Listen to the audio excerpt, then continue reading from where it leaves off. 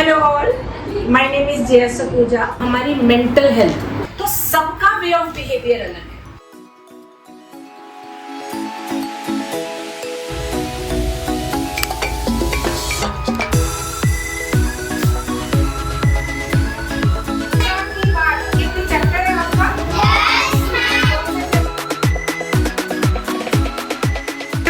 कि हमें अपनी पर्सनल और प्रोफेशनल लाइफ को बैलेंस करने के लिए ना सबसे ज़्यादा जरूरी होता है हमारा लाइफस्टाइल, हमारी मेंटल हेल्थ। जो कि मुझे लगता है कि हमारी मेंटल हेल्थ जो है उसके लिए हमें अपनी डे टू डे लाइफ में योगा, मेडिटेशन, वर्कआउट ये जरूर शामिल करना चाहिए।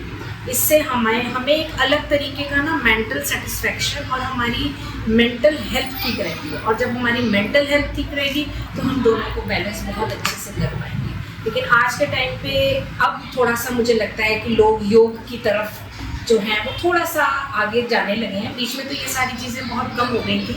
मैं खुद 2 घंटे की योगा जरूर करती हूँ, बिल्कुल। मतलब मेरा ऐसा रूटीन रहता है कि 5 to 7 मैंने योगा करना ही करना है। वो आपको एक अलग टाइप की एनर्जी आपको उससे मिलती है योग से, जो कि आपको कोई मेडिटेशन, कोई काउंसलिंग, कोई किसी तरीके की कोई बातचीत या कोई किसी से इंटरेक्शन नहीं दे सकता, जो आप योग से, मेडिटेशन से। तो ये मैं सभी से बोलूँगी कि मेडिटेशन, वो कहते हैं ना कि या तो आप मेडिटेशन पे जाओ या मेडिकेशन पे जाओ। तो मेडिकेशन पे जाने से बेटर है कि आप मेडिटेशन पर जाओ।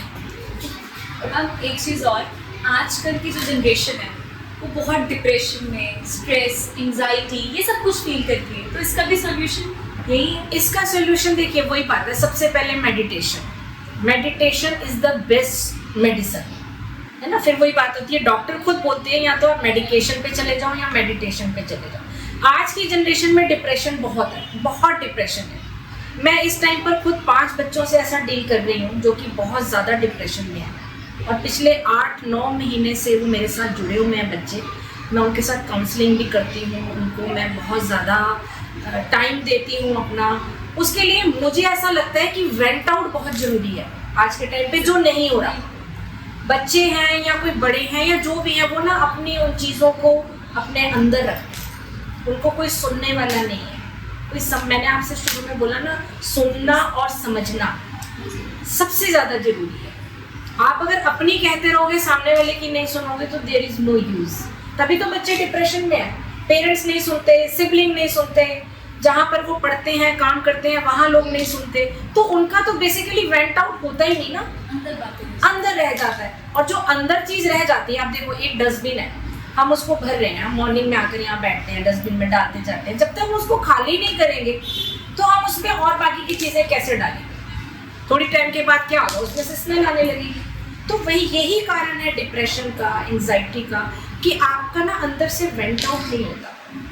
हम फैमिली को भी जब बताना चाहते हैं तो सबसे पहले होता है कि वो डांटेंगे। देखो, मैं ये नहीं कहती कि पेरेंट्स 100% ठीक है, मैंने ये बात कभी नहीं बोली, क्योंकि 100% ठीक नहीं है। पेरेंट्स को लगता है कि लेकिन मुझे ऐसा लगता है कि पेरेंट्स को अपना वो टाइम याद करके कि आप उस टाइम पर कैसे थे, उस हिसाब से बच्चों के साथ डील करना चाहिए। ना कि बस आप ये सोच लो कि जी मैं तो पेरेंट हूँ, मैं तो मदर हूँ, मेरे को इसने गलत कैसे कह दिया या इसने मेरे साथ ये कैसे कह दिया। It's not like that. आपको अपने आप को बहुत नीचे लाना पड़ेगा उनकी बात को सुनने के लिए, समझने के लिए। कई बार तो क्या होता है कि पेरेंट्स सुनना ही नहीं चाहते कि हमारा बच्चा कहना क्या चाह रहा है। ये तो डिप्रेशन का कारण है। बच्चों के अंदर ये फील आता है, जब मेरे माँ बाप नहीं समझते तो बाहर दुनिया क्या समझेगी। सबसे बड़ी बात। भी इतने सारे जो ऑडियंस है वो स्टूडेंट्स भी होंगे और अभी जो अपनी नई लाइफ शुरू करने वाले हैं प्रोफेशनली। मैम, उनके लिए क्या मैसेज है कि आप इस तरीके से अपने आप को बनाओ कि प्रोफेशनल लाइफ में बहुत सक्सेस आपको मिलेगी, अपने अंदर ये एबिलिटीज, ये जो फीचर्स हैं वो अपने अंदर होने चाहिए। देखो, सबसे पहली बात होती है सक्सेस। हम बोलते हैं कि सक्सेस क्या है, कहते हैं success is a journey not a destination. अगर आप किसी डेस्टिनेशन पे पहुंच जाते हो ना, तो आप सीखना बंद कर देते हो। एज पर माई ओपिनियन, आपको बढ़ते रहना है। आपकी जर्नी ही आपका सक्सेस है, क्योंकि आप डेली कुछ ना कुछ सीख रहे हो। डेली हम ये नहीं कहते कि मैं यहाँ पिछले 30 साल से बैठी हूँ तो मुझे सब कुछ आता है, नहीं।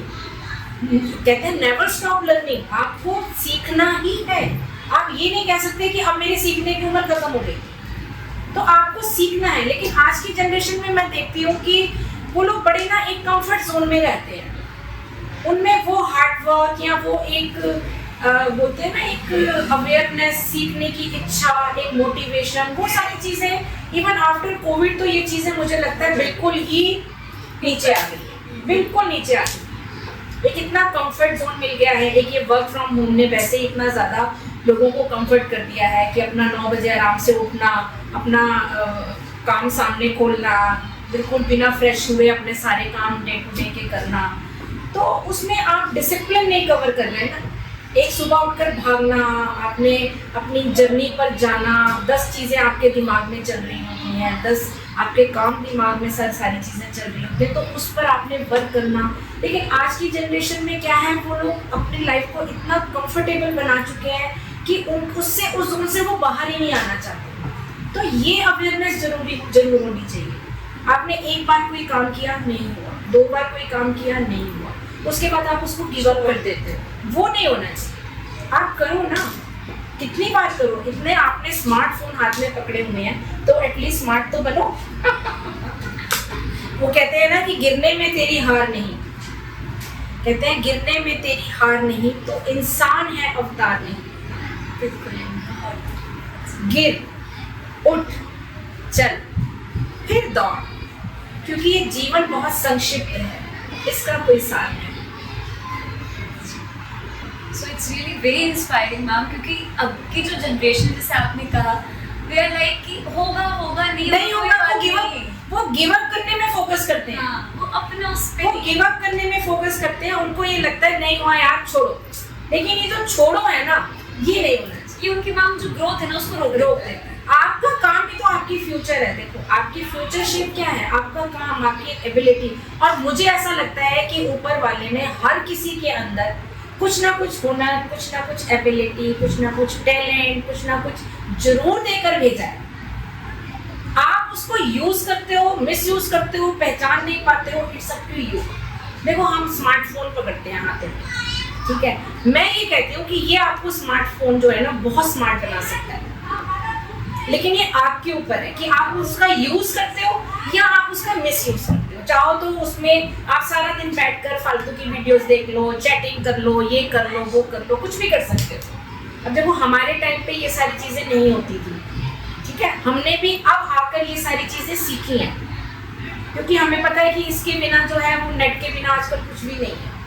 लेकिन आजकल के बच्चे ना यूज करने की बजाय मैं देखती हूँ इसको मिस यूज की तरफ ज़्यादा है। आप मेट्रो में चले जाओ, मेट्रो में आप खड़े होकर एक नज़र पूरी मेट्रो में घुमा कर देखो, हर किसी के हाथ में फ़ोन है, हर किसी के कान में वो ईयरफोन लगे हुए हैं। मुझे नहीं लगता कि लोग उसमें बहुत अच्छा अपना टाइम यूज़ कर रहे हैं, लोग उसमें दूसरी तरफ जा रहे हैं। तो जब इतनी अच्छी टेक्नोलॉजी आपके हाथ में है, आपको किसी की हेल्प की ज़रूरत नहीं, किसी बुक की ज़रूरत नहीं, किसी पे डिपेंड होने की इवन ज़रूरत नहीं, सब कुछ तो है आपके हाथ में। करो ना, करना तो देखो आपको है और करना तो पड़ेगा, करने की बस इच्छा हो। सो मैम एक लास्ट मैसेज, हम कंक्लूजन में पहुंचते हैं। सो आप बताइए कि आपका एक मैसेज जो आप पूरी ऑडियंस को देना चाहिए। देखिए यही मैसेज है कि काम से पहचान है, अपनी पहचान बनाओ, आगे बढ़ो। ऊपर वाले का दिया हुआ जीवन बहुत सुंदर जीवन है, इसको वेस्ट मत करो बिल्कुल भी, इसको यूटिलाइज करो, अपने टाइम को, अपने टैलेंट को, एक प्राउड फील कराओ अपने पेरेंट्स को, अपनी सोसाइटी को, अपनी कंट्री को, अपने नेशन को कि हाँ हम हैं, हम भी हैं। Thank you so much ma'am. And आज का जो इंटरव्यू है ये आप ढंग से सुनेंगे तो आपको इतना कुछ सीखने को मिलेगा मैम की जर्नी से, और अपने अंदर भी आप चेंजेस लेकर आएंगे। जो मेन पॉइंट्स है कि अपने आप को बदलना है, कुछ नई चीज़ें इंट्रोड्यूस करनी है अपने लाइफ में, क्योंकि ये आपकी पर्सनल डेवलपमेंट और ग्रोथ के लिए बहुत ज़रूरी है। So thank you so much ma'am for giving your precious time to us. God bless you all. Thank you.